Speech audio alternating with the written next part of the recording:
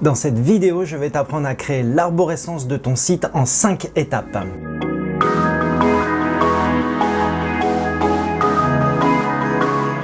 Je m'appelle Christophe et j'aide les entrepreneurs à développer leur business en ligne grâce à leur site internet. Alors, qu'est-ce que l'arborescence d'un site internet? L'arborescence est vraiment le squelette ou la structure du site et montre la manière dont son contenu est groupé. Si tu structures bien ton site web, les internautes et les moteurs de recherche en profitent. Les utilisateurs trouveront plus facilement leur chemin et Google indexera mieux et plus régulièrement tes pages. Avant de te donner les 5 étapes pour créer ton arborescence, voici 3 raisons importantes de créer ton plan de site ou sitemap. Alors déjà, tu vas avoir une vision plus globale. Si on prend l'exemple d'une maison, le plan de construction constitue une première vue d'ensemble et sera le point de départ des différents travaux à mener, comme par exemple combien de pièces, y a-t-il un escalier principal? En fait, c'est exactement la même chose pour ton site. Tu vas pouvoir prendre du recul sur ton projet et prioriser tes pages. La deuxième raison importante, c'est que ça va te permettre d'établir une navigation fluide pour tes visiteurs. C'est là l'enjeu principal. Il va falloir que tu guides tes visiteurs vers le contenu qu'ils recherchent le plus facilement possible. Moi, je te conseille vraiment de respecter la règle des 3 clics. Un internaute doit pouvoir accéder au contenu souhaité en maximum 3 clics.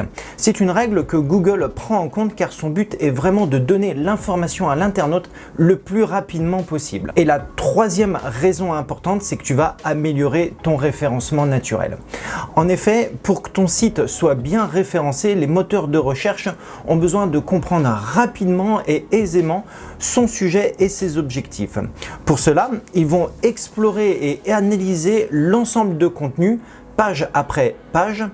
Une construction logique leur facilitera la tâche et améliorera considérablement ton classement dans les résultats de recherche. Donc maintenant, je te propose de voir ensemble comment construire l'arborescence de ton site en 5 étapes.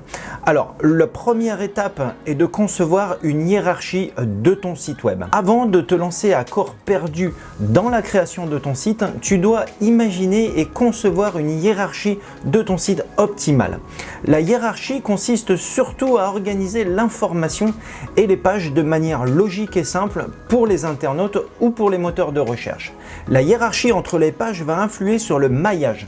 Alors ça, ce sont des liens internes entre chaque page. Alors concrètement, je te conseille dans un premier temps de lister l'ensemble de tes pages sur un tableau. Alors comme tu peux voir, moi j'utilise ce tableau Excel. Si tu veux, tu pourras le télécharger, je te mets le lien en description de cette vidéo. Celui-ci va te permettre de voir l'ensemble du plan de ton site. Tu vas voir les différents niveaux que tu peux compléter, donc avec tes informations. Donc là, on parle de pages de service, de blog avec les catégories. Et ensuite, tu pourras aussi compléter ce tableau en ajoutant d'autres informations importantes comme le mot-clé principal. Je te rappelle, un seul mot-clé par page. Les H1, alors les H1 c'est le titre de la page de ton site, le title et la métadescription. Ça c'est quand tu fais tes recherches dans Google, je te montre ici à quoi ça ressemble. La deuxième étape est de regarder la concurrence.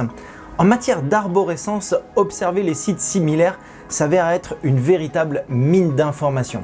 Cela va te permettre de t'assurer que tu n'as rien oublié. Ça va aussi te donner des idées pour compléter ton contenu. La troisième étape est de développer le maillage interne. Donc comme je te disais, si on imagine que l'arborescence d'un site internet représente le squelette d'une personne, les ligaments, les tendons et les veines seraient représentés par le maillage interne. Plus précisément, ce sont des liens qui se trouvent à l'intérieur de ton contenu, qui se trouvent dans les pages et qui renvoient les internautes vers d'autres pages de ton site internet. La page de destination devra apporter un éclairage ou des précisions aux internautes pour améliorer l'expérience de navigation. Le but, c'est que les pages les plus importantes doivent obtenir le maximum de liens internes. Donc vérifie bien de gérer tes liens internes, c'est vraiment important. La quatrième étape est de vérifier la profondeur des pages. Tu en as peut-être déjà entendu parler, mais la profondeur d'une page, ça correspond au nombre de clics nécessaires pour arriver à l'information. Je te conseille de limiter cette profondeur, comme je t'ai dit avant, à 3 clics maximum. L'internaute doit vraiment trouver son information le plus rapidement possible et Google a tendance aussi à profiter de cette profondeur. Si au contraire ton site web est trop profond, les internautes vont se perdre et l'expérience utilisateur aura un impact négatif sur ton référencement. Dernière et 5e étape, il faut que tu testes bien sûr ton arborescence. Donc commence d'abord par la navigation. Tu dois te mettre à la place du visiteur et imaginer son parcours. Pose-toi le plus de questions possible. Est-ce que la navigation est intuitive, quel que soit le chemin emprunté? Et combien de clics arrive-t-on au contenu recherché? Est-ce que les liens internes sont logiques? On parle ici bien sûr de ton maillage comme je te l'ai précisé avant. Donc prends le temps d'analyser et de réfléchir sur ton arborescence, cela va vraiment te permettre de gagner du temps et ainsi obtenir une navigation très fluide sur ton site internet. J'espère vraiment que cette vidéo t'aidera dans la création de ton arborescence. N'hésite pas à liker et à t'abonner pour être au courant des dernières vidéos. Et moi, je te retrouve bientôt dans la prochaine vidéo.